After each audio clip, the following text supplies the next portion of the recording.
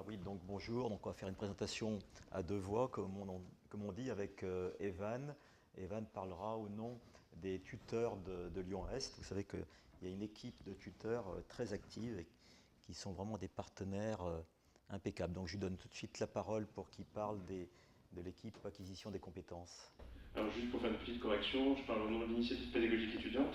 Il se trouve que je suis en fin de mandat et que je profite un petit peu de la journée pédagogique pour faire mes dernières interventions. Je repense aux premières réunions pédagogiques il y a 2 ans maintenant, où il n'y avait quasiment pas d'étudiants. Maintenant, quand je vois la foule d'étudiants sur le côté, je me dis que c'est complètement génialissime. Alors pour se recentrer sur la situation, on a un grand projet au niveau de l'initiative pédagogique étudiante, et puis comme pas mal de choses, maintenant on arrive à vous convaincre de faire les projets avec nous, et c'est bien. L'un des principaux projets, donc, c'était finalement qu'on considère que on a beaucoup d'apprentissage de connaissances théoriques, c'est très bien, mais on n'a pas vraiment de transition entre les connaissances théoriques et les stages. On fait les deux en même temps, pas de souci, mais finalement il y a beaucoup de choses, il y a beaucoup de compétences qu'on n'apprend pas, qu'on ne prend pas forcément le temps d'apprendre. Et vous connaissez l'adage, jamais la première fois sur un patient, concrètement, dans tous les gestes techniques qu'on fait dans les stages. Alors c'est bien, hein, mais parfois quand on fait une ponction lombaire directement chez un patient, sans avoir jamais vu la ponction lombaire autrement que sur les diapos de nos enseignants, c'est parfois un petit peu délicat. Donc on se disait que voilà, ça pourrait être intéressant de faire de la pratique avant la pratique. Donc le gros projet d'acquisition de compétences, c'est un élément en 3 volets. Donc on va vous présenter surtout le premier volet tout à l'heure. Mais en gros, c'est déjà d'une part tous les gestes qu'on a appelés fondamentaux. Alors les fondamentaux, en fait, ils sont un petit peu différents selon chacun, mais on essaie de se fixer sur quelques gestes pour essayer de commencer au moins. On a toute une partie examen clinique. Effectivement, donc on apprend la sémiologie et ensuite en stage, donc on va faire l'examen clinique de plus en plus structuré selon qu'on avance finalement dans notre cursus. Mais on pense que ce serait intéressant finalement de le tester à l'avance, de réfléchir donc avec d'autres étudiants, avec des internes, avec vous enseignants et des enseignants qu'on ne voit pas forcément en cours magistral. Donc sur un examen clinique structuré pour avoir des idées un petit peu plus claires. À côté de ça, il y a l'examen paraclinique, donc par exemple comme l'autoscopie. On pourrait aller très loin dans beaucoup de choses, mais là encore, on essaye de se fixer sur des petites choses. Et enfin, là, ce que j'ai un petit peu mal formulé, c'est l'organisation du CHU et puis les informations générales. Il y a des choses toutes bêtes en fait, qu'on fait déjà, que les élus en fait, font déjà pour les étudiants de 3e année. C'est globalement expliquer la hiérarchie d'un hôpital, comment ça marche, quelle est la fonction d'un externe, d'un interne, quelle est la différence entre les PH, les PHU, etc. etc.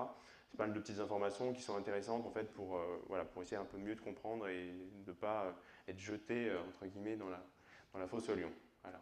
On est tous un petit peu des lions aujourd'hui, on va dire ça comme ça. Et ce que j'ai mis tente vers les OSCI. Alors là, c'est vraiment le projet un peu à long terme et je trahis un petit peu mes collègues avec qui j'en ai pas vraiment parlé. Mais en gros, les OSCI, c'est une méthode de l'examination en fait, basée sur la clinique. Vous connaissez peut-être, c'est très connu maintenant dans les pays anglophones. Et on pourrait imaginer ça, que dans les prochaines années, on puisse être évalué sur un examen neurologique, l'annonce d'un diabète, du traitement, des modalités de traitement d'un diabète à un patient, etc., etc. Et donc maintenant que j'ai beaucoup parlé, que j'ai beaucoup divagué, on va se recentrer un petit peu sur les gestes. Et je vais relaisser la parole à Monsieur Lehaut. Parce que c'est, je vais éviter de le dire en anglais parce que j'ai un très mauvais accent, mais c'est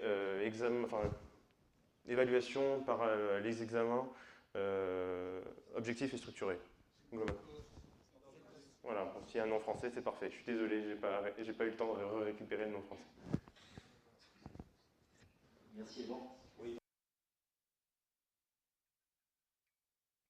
La structure à Lyon 1 qui est chargée de mettre en place les enseignements par simulation et immersion. Il s'agit de pédagogie active, essentiellement la simulation. Et dans le cas particulier, on va parler apprentissage des gestes de base nécessaires à un étudiant en médecine qui va arriver dans ses stages hospitaliers, en vue bien sûr de la vie professionnelle.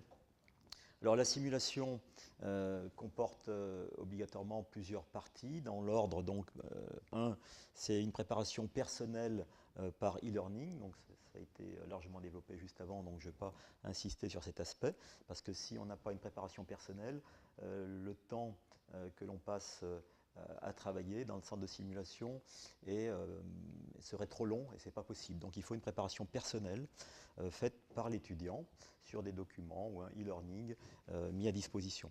Alors deuxièmement, il y a un briefing qui sera fait ici par un tuteur qui aura été lui-même briefé par un responsable pédagogique.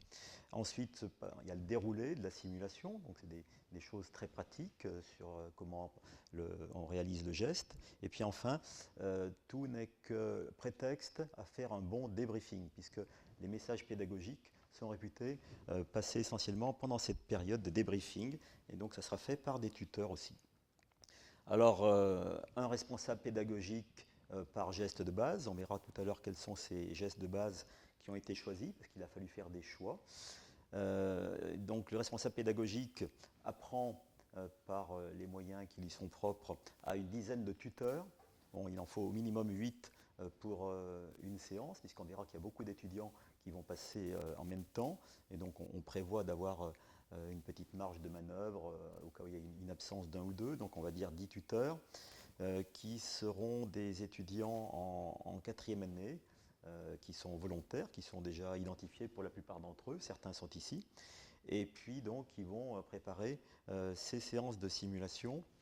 Et puis le responsable pédagogique aura le souci de la supervision et aussi de l'évaluation des tuteurs d'une part, et surtout des étudiants. Est-ce que les messages qu'il a voulu faire passer se passent bien et sont bien transmis. Donc vous voyez que c'est une façon de démultiplier le nombre d'enseignants que d'avoir des tuteurs, puisque évidemment la simulation nécessite beaucoup d'enseignants, et si on n'a pas de tuteur, à un moment donné, on est coincé. Alors voilà, les contenus. Alors les contenus, ils sont résumés sur cette diapo. Alors vous avez ici dans la colonne de gauche l'hygiène, parce que évidemment c'est incontournable, c'est un préalable incontournable pour apprendre les autres gestes qui sont dans la colonne de droite. Et bien entendu, on a fait appel à quelqu'un dans ce métier qui est Philippe Banems, qui a accepté de se charger des fondamentaux du message pédagogique et également de l'application tout à fait pratique, préparation cutanée, le champage quand on a une intervention à faire, telle que des sutures chirurgicales.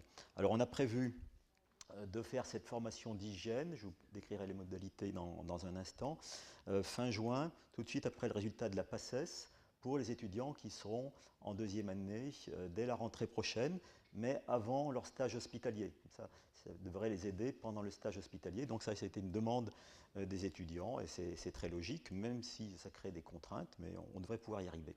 Si je peux juste rajouter une petite information là-dessus, c'est un élément un petit peu fourbe aussi de l'acquisition des compétences, c'est qu'en fait les étudiants donc en PACES, ils viennent de sortir d'une année où ils sont 2400, vous le savez déjà, hein, et qui passent à une petite, entre guillemets, petite promotion de 400.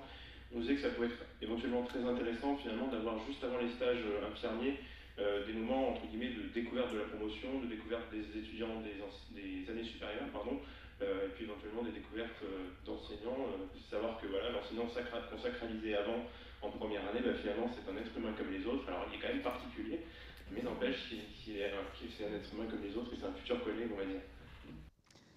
Voilà, alors quels sont les 3 gestes que l'on a choisis en accord avec les étudiants? Alors premièrement, la mise en place d'une voie veineuse périphérique, d'un cathlon, comme on dit dans les blocs opératoires, avec un responsable pédagogique qui est l'école IAD. Alors bon, ça tombe bien puisque je suis directeur scientifique de l'école IAD de Lyon, et puis il y a une logique, nous semble-t-il, parce que les écoles paramédicales sont maintenant sous la responsabilité de l'université qui doit leur accorder une licence ou un master. Alors deuxièmement, la ponction lombaire, et donc on a demandé à Sandra Vukusic de s'en occuper, elle a accepté, on la remercie, elle a déjà beaucoup travaillé là-dessus pour faire des e-learning, voilà quelques années, donc elle va elle va revoir un petit peu son e-learning, mais qui est déjà prêt aux 3/4. Et puis enfin, troisièmement, les sutures chirurgicales, et donc là on a demandé un PHU de chirurgie, qui est orthopédiste, de s'en occuper, et il va le faire, je pense, avec beaucoup de conscience professionnelle et de compétences. Alors, ces enseignements de la 2e colonne auront lieu pendant l'année universitaire, à des dates qui seront encore à déterminer, pendant l'année 2015-2016. Alors, l'hygiène, Philippe Banems nous a déjà dit qu'il y avait un e-learning qui était déjà fait sur le site du Séclin Sud-Est, et qui est bien actualisé. On fera ces enseignements dans 4 salles qui existent déjà à Rockefeller, qui sont les salles utilisées en partie maintenant pour les formations aux gestes et soins d'urgence. Et puis, on aura besoin forcément de matériel. On aura besoin du technicien de Samsei. Il sera tout seul, peut-être qu'il aura besoin d'un petit ajout, un mi-temps ou autre, je ne sais pas. Et puis, on aura besoin simplement d'un lavabo pour que les gens apprennent à se laver les mains. Bon, c'est des détails, mais qui sont très importants au préalable quand on va faire un geste invasif. Et puis, donc, pour l'organisation, on propose l'organisation suivante. Des demi-journées. Chaque demi-journée ferait passer 120 étudiants. Et donc, on aurait 3 demi-journées à faire, ce qui ferait 360 étudiants. Bon, si on rajoute à des groupes de 10, un étudiant ou deux en fonction du numerus clausus, ça devrait faire l'affaire. Et donc, on fera des formations de 90 minutes par groupe de 10 à 12 étudiants. On a 4 salles, donc c'est les 4 colonnes ici. Et on ferait, par exemple l'après-midi, de 14h à 18h30 pour faire passer les 3 groupes. Voilà, donc Evan va vous présenter les 3 autres gestes qui ont été choisis en commun. Alors on a fait un choix de 3 gestes, déjà parce qu'il faut faire un choix, mais pour tout vous dire, je ne sais plus quelle était la liste complète, mais je crois qu'on avait par côté étudiant 20 à 30 gestes qui nous paraissaient intéressants d'apprendre. Alors on est allé très loin, on disait qu'apprendre à faire une injection spontanée c'était bien, mais peut-être que faire un travail pratique juste dessus, ça paraissait un petit peu de prendre du temps pour pas grand-chose. Mais voilà, on s'est arrêté sur ces 3 choses en se disant que donc déjà les sutures, c'est quand même assez régulier d'en faire, en particulier en garde. La pose de VVP, on a quand même une certaine tendance à nous dire que si le monde paramédical n'arrive pas à poser une VVP, c'est à nous de la poser, donc ce serait intéressant qu'on voit un petit peu comment ça marche. Alors on pense aussi derrière la VVP à tout ce qui est ponction veineuse, hémoculture et puis le gaz du sang. Et enfin, donc, on a mis la ponction lombaire. Alors là, tout le monde n'était pas d'accord sur la question de la ponction lombaire, mais on trouve que c'est un geste qui est, on va dire, particulier. On avait déjà un e-learning de près, donc ça tombait bien. Et c'est quand même un geste qui est assez régulièrement retrouvé aux urgences. Alors on pouvait choisir plein de gestes. On aurait pu mettre la ponction articulaire, on aurait pu mettre le sondage, par exemple. On va considérer que ces 3 gestes, c'est les 3 gestes qu'on va mettre en place pour l'année universitaire donc, qui va venir. C'est possible, si on a le temps, d'évoluer et de rajouter des gestes. Donc effectivement, pour tous ces 3 gestes, il faut du matériel. On peut imaginer que les sutures, soit on les fera sur du poulet, soit sur des mannequins en fait, de basse fidélité, donc adaptés pour de la peau.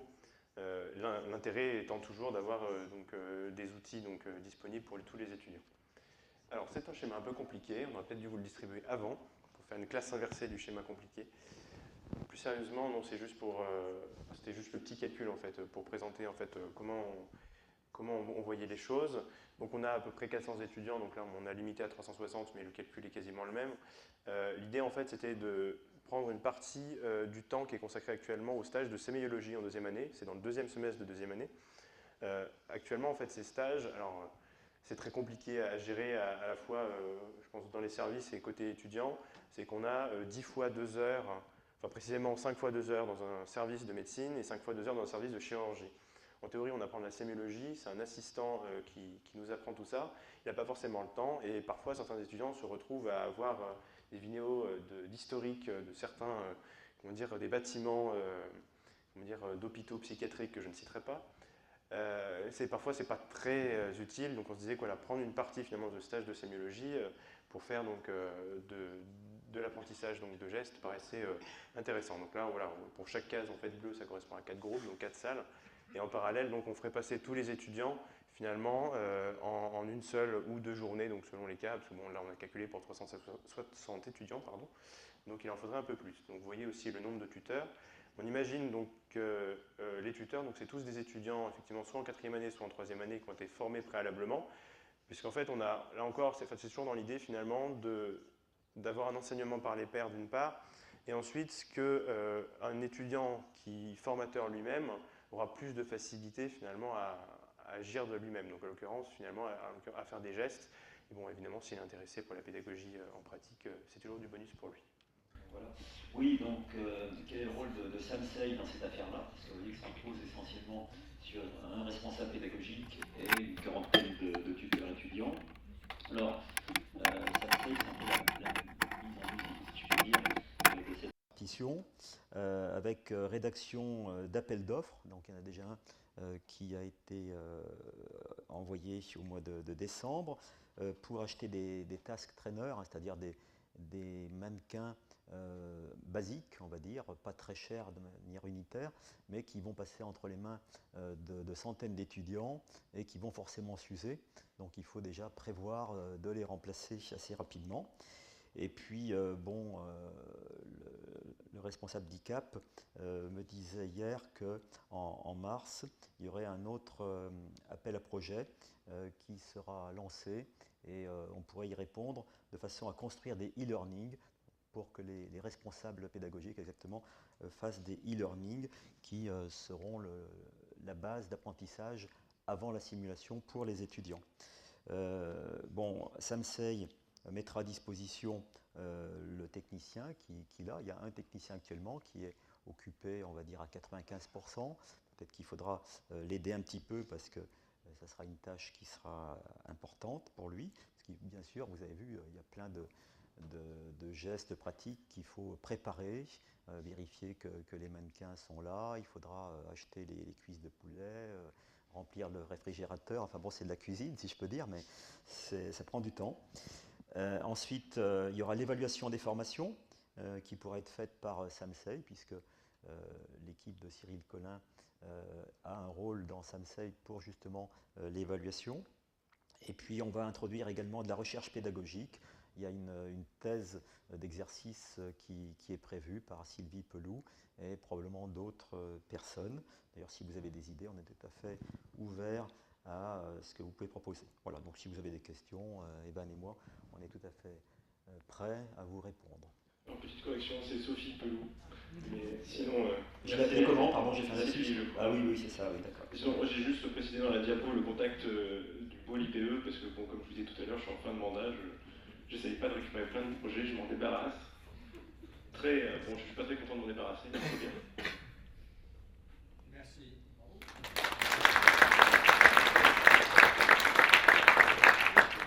Question. La cuisse de poulet, c'est bien pour la suture? Alors, en fait, ils envisagent de faire pas sur cuisse de poulet. Moi, je faisais toujours sur cuisse de poulet, mais maintenant, ils veulent faire sur cuisse. Il faut prendre le micro. En fait, monsieur Xavier Martin, qui derrière Vasing va coordonner la partie suture, envisageait plutôt de le faire sur pied de cochon que sur cuisse de poulet. Alors, il y a deux écoles. La cuisse de poulet, c'est historique justement parce que jusqu'à présent, moi j'enseignais toujours la suture sur cuisse de poulet, mais il paraît que le pied de cochon est mieux, donc il faut laisser l'idée aux chirurgiens. Pour avoir testé, effectivement, je considère que le pied de cochon, c'est mieux. Hein. Enfin bon, il y a les écoles, on pourra en discuter. On est à Lyon, la gastronomie est bien placée. Alors, il y a une autre question ici. Moi, j'ai une petite question par rapport justement aux sutures. Est-ce qu'il y a eu des questions avec le laboratoire d'anatomie parce qu'il y a un gros certificat avec justement des cadavres et également les ventres de cochons, les peaux de ventre de cochons. Il y en a quand même pas mal. Oui. Alors, ce qui concerne le plan pédagogique, c'est Julien Mersgreen qui est le maître d'œuvre. Là, donc je pense qu'il faut lui faire confiance. Il a quand même d'expérience. Alors, on n'a pas dit, on est allé un peu vite, c'est que ces séances de suture se feront à l'école de chirurgie. Donc, il y aura 2 salles. Dans chaque salle, il y aura 20 étudiants. Donc, il y en a 40 qui passeront en même temps sur les différents points de suture qui seront appris par les tuteurs. Justement, c'est plus une question pratique, mais sachant que chaque année, il y a 60 deuxième année qui sont intégrés au monitorat et qui ont des après-midi de 4 heures de suture encadrés par 30 troisième année qui sont formés en suture. Est-ce qu'ils font partie justement de cette cohorte de tuteurs? Je peux peut-être répondre. Oui, vas-y. De toute façon, on ne va pas en discuter sans s'étendre. Le nombre de tuteurs, il est à définir. Tout n'est pas cadré. Il faut encore qu'on y réfléchisse. Il est possible qu'on intègre des tuteurs, donc des moniteurs du monitorat d'anatomie. On va dire rien n'est sûr pour le moment. Et puis, comme je disais tout à l'heure, l'intérêt, c'est aussi de permettre à d'autres étudiants d'être formateurs. Donc les étudiants du monitorat d'anatomie, ils sont déjà formateurs pour les TP de dissection. Ça leur fait déjà, je pense, un travail entre guillemets conséquent. C'est peut-être toujours intéressant de dialoguer avec eux là-dessus, hein, et de toute façon on verra dans les prochaines semaines, prochains mois comment on s'organise réellement, mais c'est pas forcément certain. Voilà, puis un autre point, c'est qu'il serait bien qu'il y ait des tuteurs qui s'occupent à la fois de l'apprentissage de l'hygiène et de l'apprentissage d'un autre geste, parce que ça serait complémentaire.